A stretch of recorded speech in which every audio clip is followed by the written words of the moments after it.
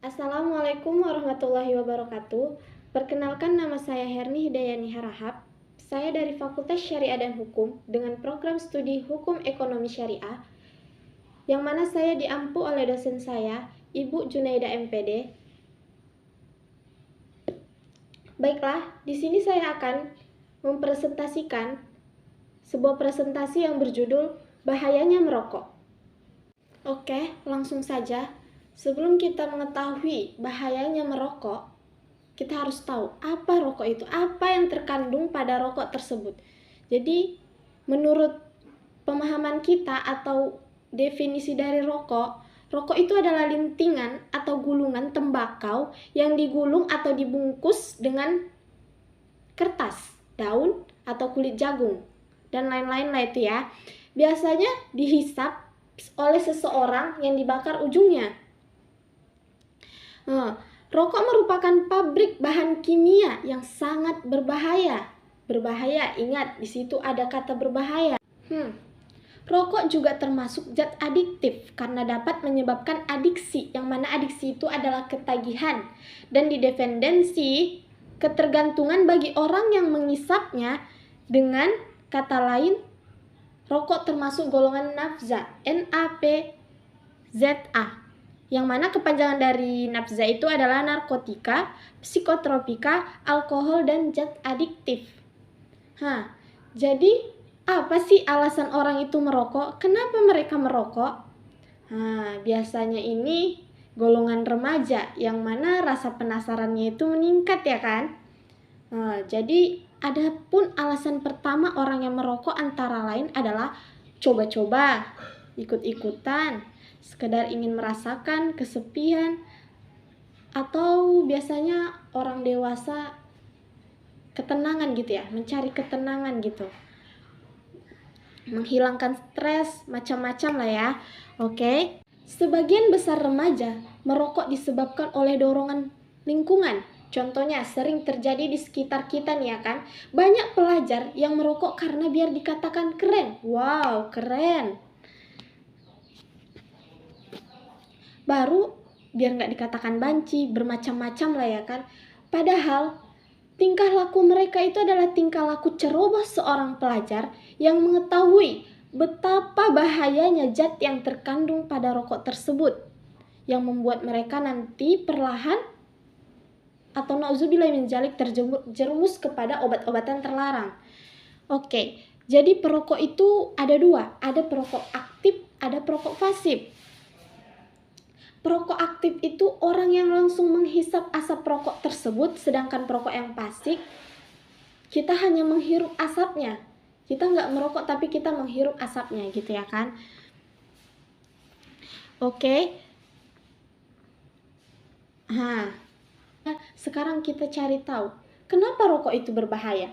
Berarti kita di sini membahas bahan-bahan rokok tersebut. Jadi, adapun bahan-bahan rokok yang berbahaya bagi kesehatan yang dapat menyebabkan kanker. Contohnya nikotin. Nikotin itu terdapat zat adiksi yang membuat kita ketagihan. Semakin kita merokok, kalau udah kita tinggal, pengen lagi merokok. Maunya rokok terus. Makanya jangan pernah dicoba-coba ya.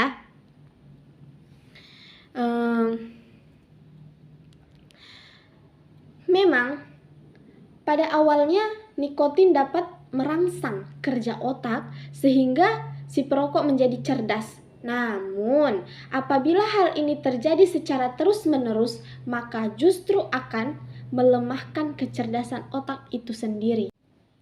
Hal ini diakibatkan oleh nikotin yang menyebabkan denyut jantung lebih cepat dan jantung bekerja lebih kuat, sehingga jantung akan memerlukan lebih banyak oksigen. Dari biasanya ya kan, lebih banyak membutuhkan oksigen dari biasanya. Otomatis, resiko terjadinya serangan jantung koroner itu akan lebih tinggi. Bahan yang kedua adalah karbon dioksida. Gas berbahaya ini seharusnya hanya ada pada pembuangan asap kendaraan. Bahan yang ketiga tar, yang mana biasanya tar ini sering digunakan untuk mengaspal jalan raya Sungguh berbahaya, bukan?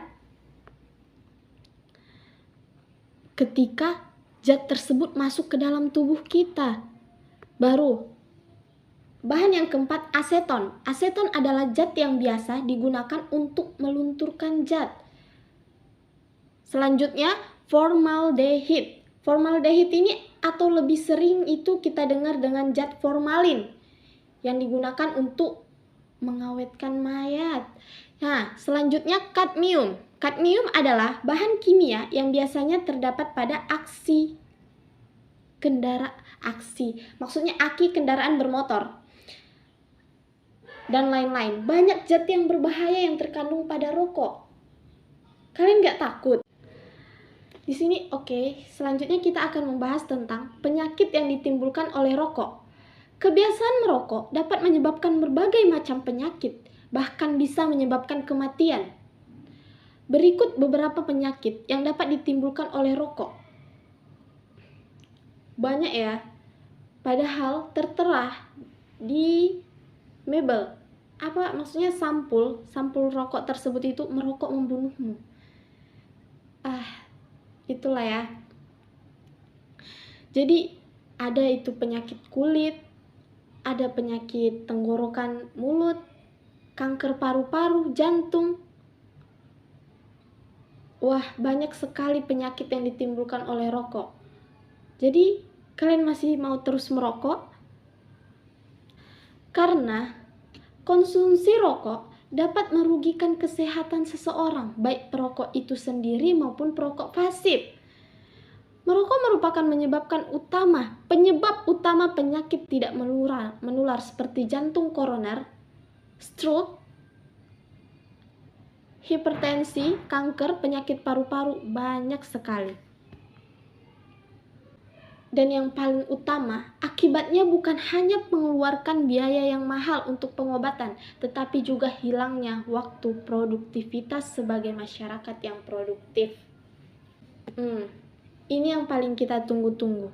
Bagaimana cara kita untuk menghindari atau menurunkan popularitas orang merokok? Adapun langkah-langkah kita untuk menghindari atau menurunkan konsumsi terhadap rokok tersebut. Pertama itu kita harus niat. Kita harus teguhkan niat kita. Saya harus berhenti merokok. Kita harus menahan diri merokok, atau bisa kita ganti dengan menghisap permen. Kemudian kita sering berolahraga, rutin konsultasi kepada dokter. Yang paling utama itu adalah tekad. Mungkin cukup sekian yang dapat saya sampaikan. Mohon maaf bila ada kesalahan dan segala kekurangan. Akhirul kalam, assalamualaikum warahmatullahi wabarakatuh.